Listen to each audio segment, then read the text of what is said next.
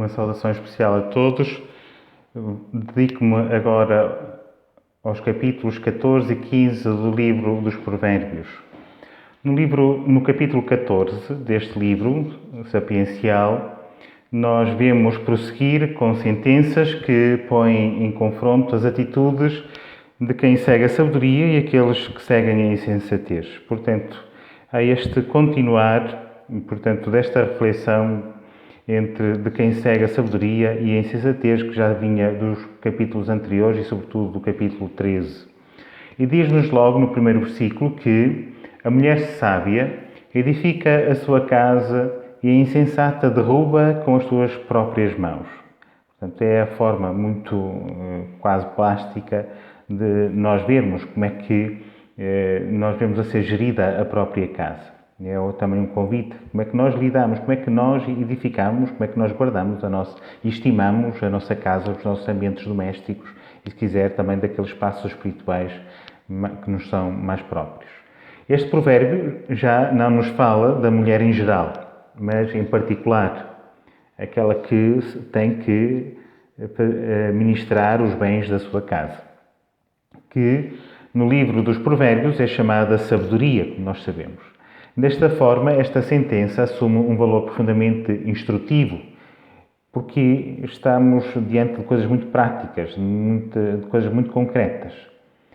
Neste capítulo é-nos lembrado também que é inútil ao insensato oferecer um sacrifício para expiar as culpas da sua infidelidade. Muito útil este ensinamento. É inútil, portanto, oferecermos sacrifícios quando nós vivemos na insensatez, com o desejo de expiar as nossas culpas e a nossa infidelidade. Porque aquilo que é preciso realmente corrigir é a nossa intenção. Portanto, quando não se tem intenção de se emendar, portanto, não nos interessa estarmos a fazer muito boas obras, com muita performance, mas que falta realmente a conversão de coração. Diz-nos o autor sagrado: o insensato ri-se do pecado, a benevolência mora entre os homens retos. Portanto, a literatura profética, depois, a uma determinada altura, também vai pedir, também um bocadinho na sequência desta forma sapiencial de estar na vida, a literatura profética, como nós sabemos, a uma determinada altura vai pedir a conversão do coração. Vai pedir um coração de carne e não de pedra. E Jesus dirá também: e de aprender, prefiro a misericórdia ao sacrifício.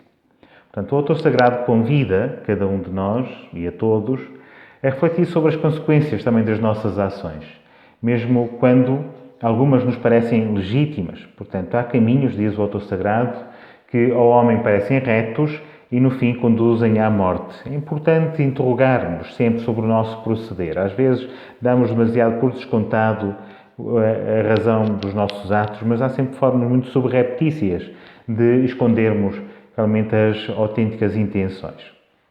O capítulo 15 deste livro dos Provérbios começa com uma sentença que pretende ilustrar as vantagens da sabedoria. Quem segue o caminho da sabedoria encontra sempre vantagens. E apela à calma diante da indignação e do desdém. Portanto, mais uma forma concreta, muito realista de nos educar. A resposta branda aplaca o furor, a palavra dura excita a ira.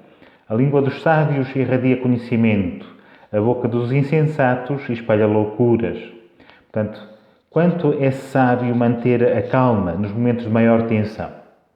Portanto, é um convite também a que nos interroguemos como é que nós lidamos nos momentos de maior tensão. Às vezes não levantamos também a voz quando se zanga connosco, e até podemos ter razões que nos justifiquem, mas é importante manter a calma sempre. Quer dizer que a calma como reflexo também de uma paz profunda, interior, de quem vive da sabedoria, de quem vive em Deus. Deus segue também com solicitude as ações dos homens. Portanto, Deus não está distraído. Deus não se ausentou do mundo. Diz o autor sagrado: em todo lugar estão os olhos do Senhor, observando os maus e os bons. Portanto, sem uma vida honesta também, segundo a lei de Deus, o culto torna-se para Deus um insulto até, e não um ato de piedade autêntico. Então diz assim o livro sagrado: os sacrifícios dos ímpios são abomináveis ao Senhor, mas é-lhes agradável o coração, a oração dos homens retos. Portanto, então pratiquemos um culto que seja digno da verdadeira piedade.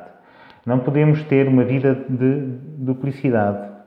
O que é certo é que Deus vê antes as disposições internas do que mais os aspectos materiais e externos das nossas ações. Às vezes nós também queremos, portanto, fazer muita coisa e às vezes aquilo que o Senhor nos está a pedir é que nós ordenemos a nossa vida, que não estejamos apegados a coisa alguma, mas que nos sintamos verdadeiramente livres. Às vezes a nossa falta de fé, o nosso progredir, a nossa falta de progresso até na vida espiritual e, sobretudo, na prática das virtudes teologais da fé, esperança e caridade, deve-se, sobretudo, a uma falta de liberdade interior.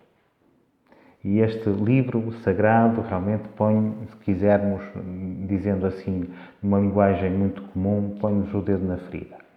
Este capítulo põe por várias vezes em destaque a importância de uma boa consciência diante do modo de nos comportarmos externamente.